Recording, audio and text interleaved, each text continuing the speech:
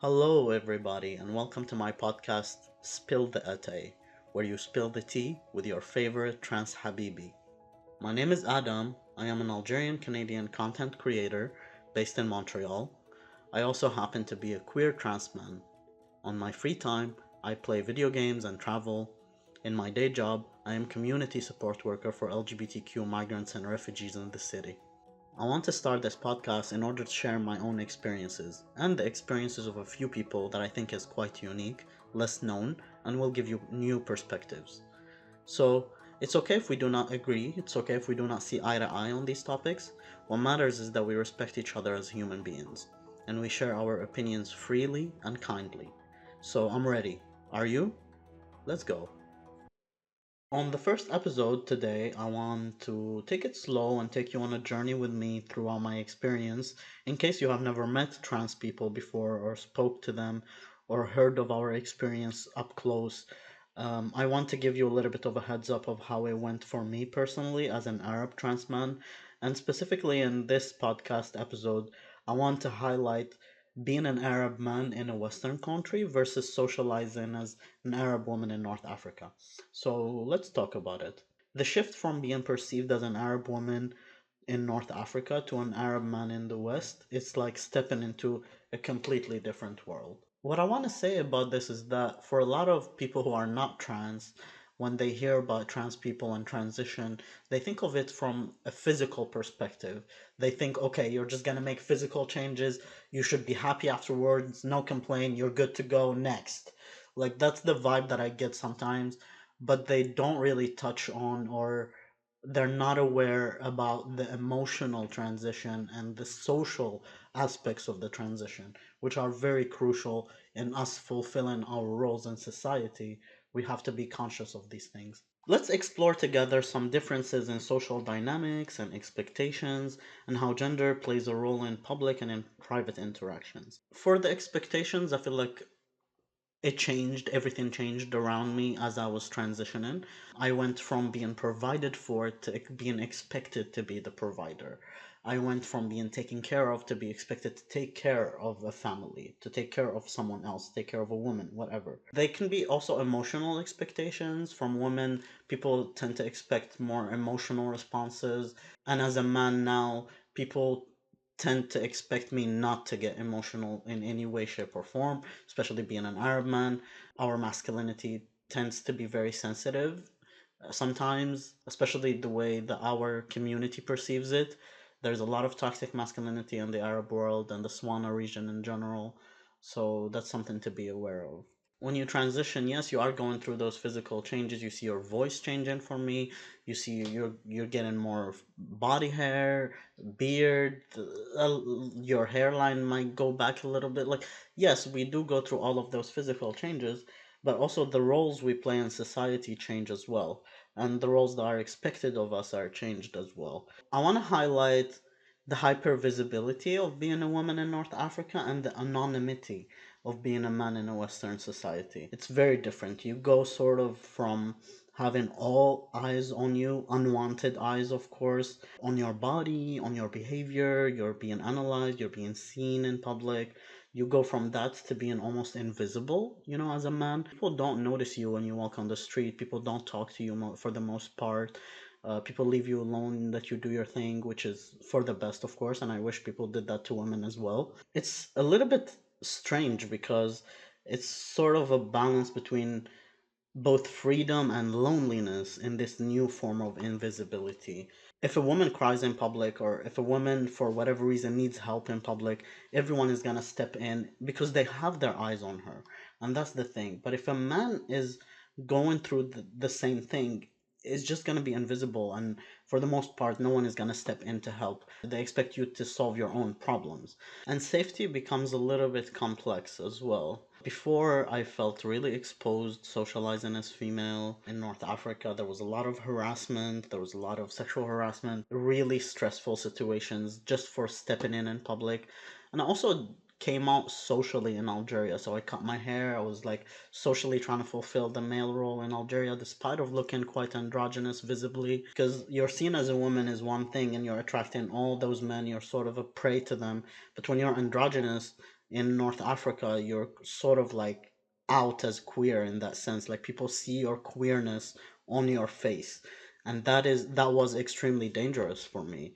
That's why I had to leave, because I wanted to live my life fully as a man, to transition, to just exist safely. And now coming here as a man, and now I have a beard, I have grown, and I'm in Western society, of course, as I keep highlighting. I feel safer, like immensely. I feel safer incredibly.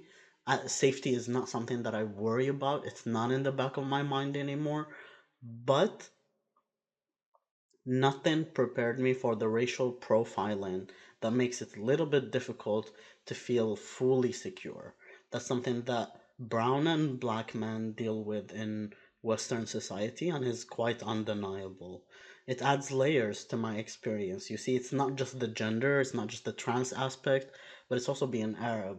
And you feel like othered in a different way. It's about race, basically. So that's an issue that I didn't have to struggle with before. My struggle was surrounding gender identity and sexuality for the most part.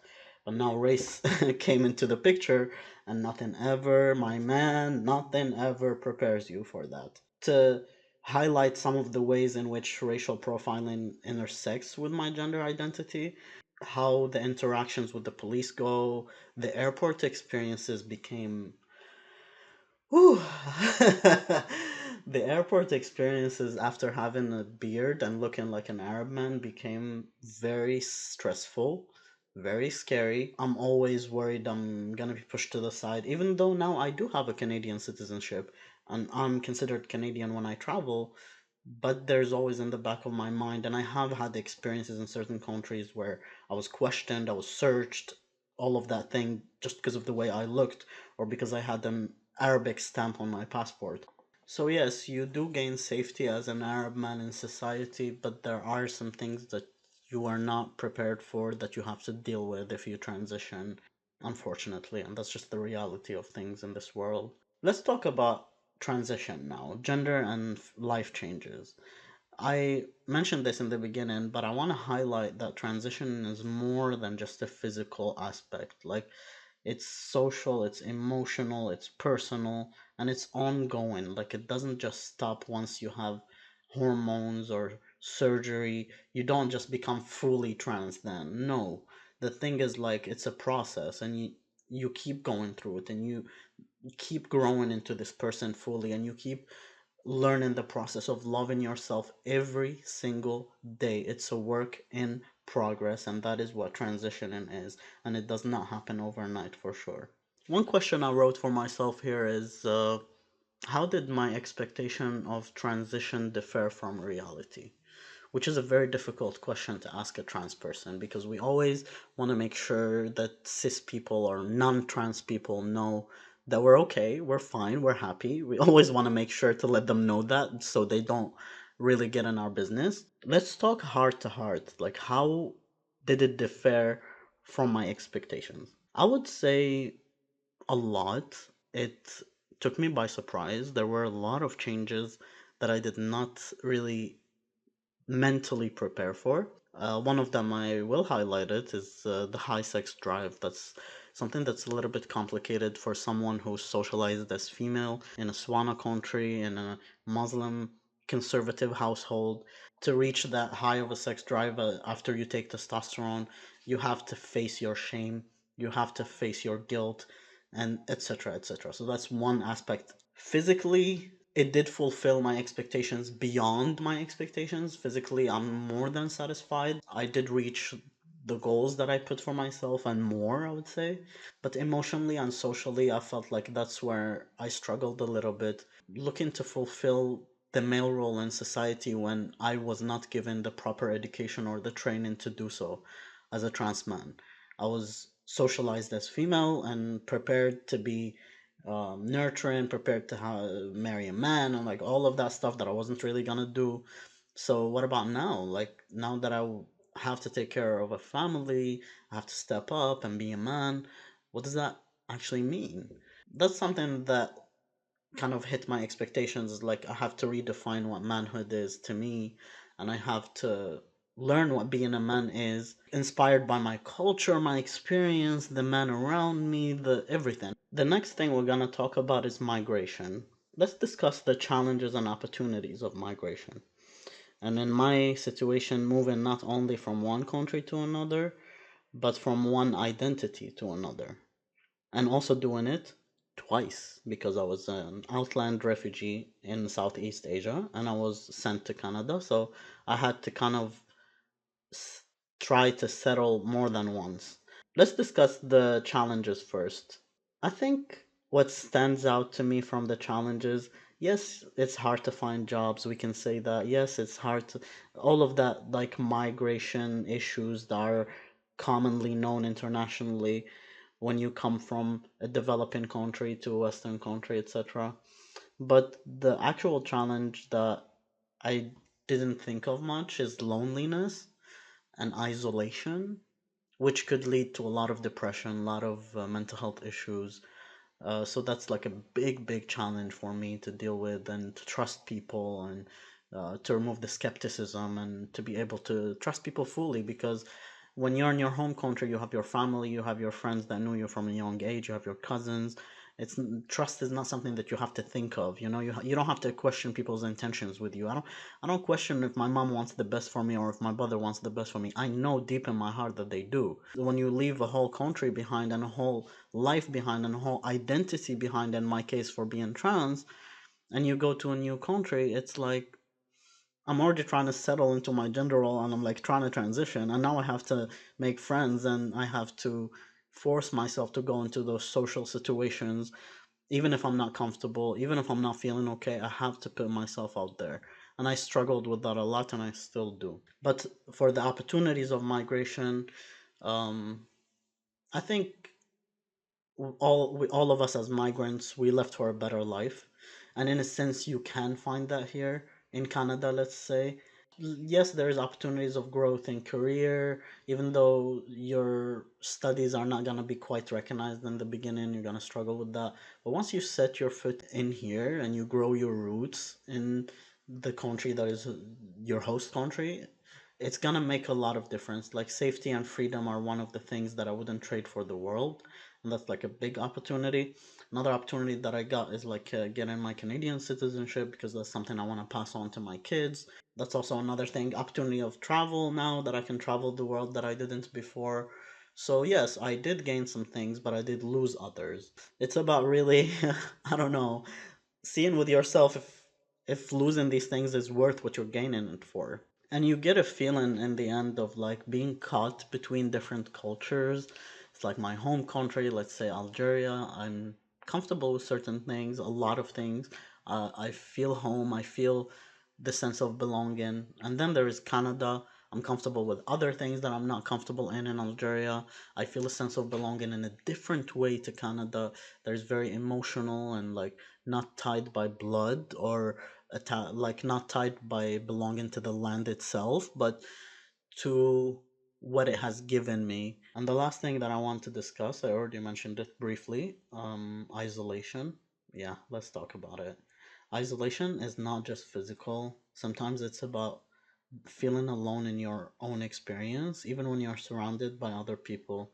It's very difficult, and I have to highlight this at the end of this episode that it's important to meet like-minded people when you migrate. When you're trans, you already lose people, you already lose family, you already lose friends, and then you migrate and you lose them as well. You lose other people that you already had that were okay with you. So you find yourself starting from zero, and that can be very difficult. And you will have to challenge yourself, unfortunately, to meet people. And in order to meet people, you're gonna stumble across a few that you're not gonna like very much, and that's okay. It's worth a try. I think you will still meet some key people that will support you and help you on your journey. So, some of the coping mechanisms is like obviously finding a community, going to all these community events, just being present in the community in a sense. Some of my coping mechanisms are gaming, for instance. I also like connecting with other trans men. That's something I've been really thinking about really a lot lately. It's important to find people who share your experience. It's important to Feel free to talk about your experience. I can't even imagine being trans and stealth, in this context of migration. It's like stealth, by the way, for those who don't know, is if you're a trans person who chooses to live without disclosing their trans identity. I think that would bring even like a whole other layer of isolation, but some people do it for safety, for the best, and I kind of understand that as well. It's important to feel like you're not crazy, like you're not the only one going through this, and the process of being trans and migrating can make you feel quite crazy. Let's just be honest. Surround yourself with love, surround yourself with people who care for you, truly, people who will support you, people who are here for you, and life is too short. Thank you for tuning in to this episode. I'm still testing the length of the episode, and this is the first time I'm trying it out. So I hope you really enjoy it, and I hope you have some questions for me. I hope you have more topics that you would like me to discuss. Let me know, and I will see you in the next episode. Thank you very much.